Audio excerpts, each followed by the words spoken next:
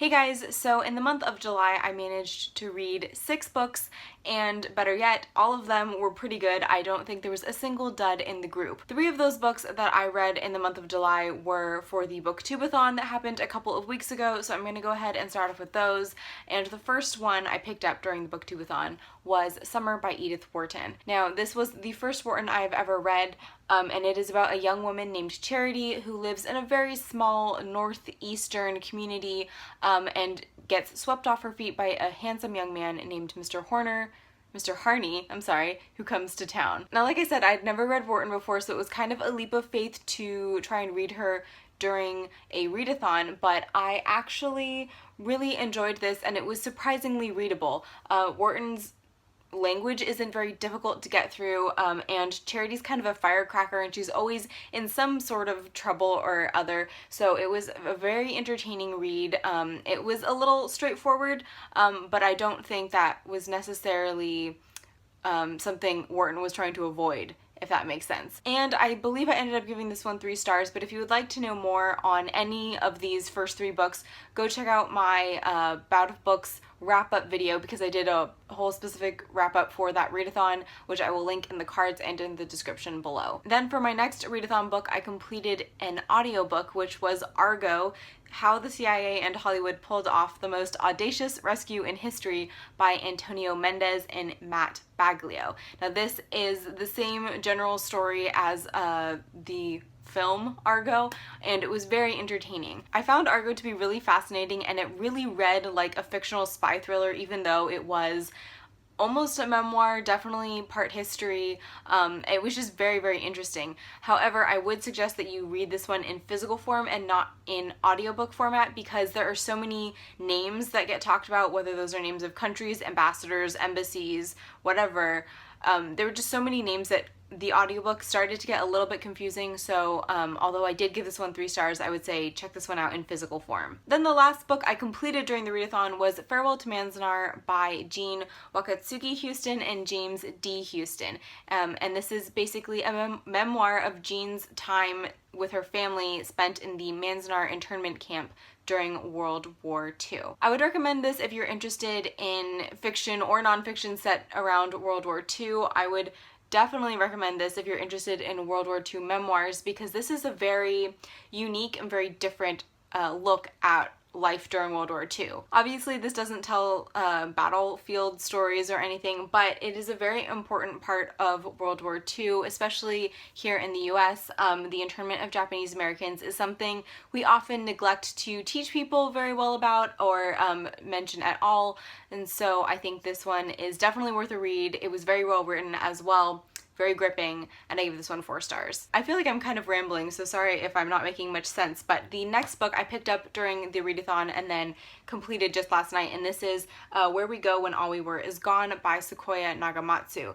This is Sequoia Nagamatsu's first collection. It was very, very recently released this past May by Black Lawrence Press. Now, I do plan on doing a full review for this collection alone, but for now I will say it's a collection of short fiction that is inspired by Japanese pop culture and myth. I was very impressed by Nagamatsu's writing, and I will definitely pick up anything he brings out in the future. The collection it really works, and I will say that my favorite short story in here, or section in here, was 10 Things You Should Have Known Before You Died, or The Inn of the Dead's Orientation for Being a Japanese Ghost. So very quirky stories, very weird stuff. Look for a review coming up shortly. And then towards the end of the month, I decided to finally give in to temptation and try out an Audible subscription, and I listened to my first Agatha Christie novel ever, and then there were none. This is the story of 10 people who are invited to an island called Soldier Island,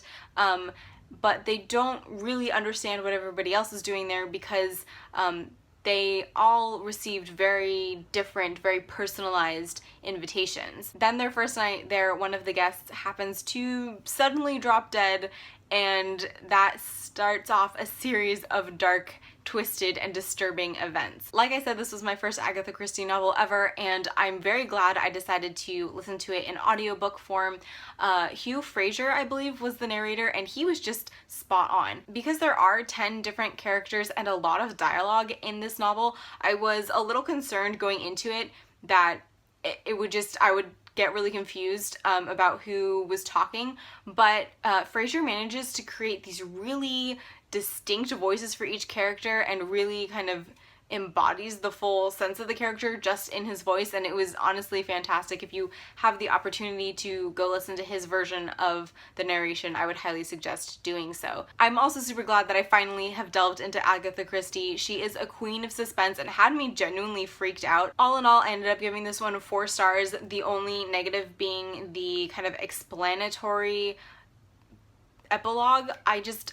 I don't really care for explanatory epilogues, and I was actually totally fine not having the mystery solved at the end of the chaptered novel, so maybe that's just a personal thing for me, but definitely at least a 4-star novel. And the last book I have to share with you guys was actually the very first book I read this month, but I left it to the end because not only was this hands down my favorite read of the month, but it was also only my second 5-star read of the year, and that was Spinster: Making a Life of One's Own by Kate Bollock. Now, this probably won't be for everyone. This is part memoir, part biography, and it's basically Kate exploring what it means to be a single woman in American society through not only her own life experiences, but through very selective biographies of the women she calls her awakeners. So these are women who are all writers in some form or other, whose work she came across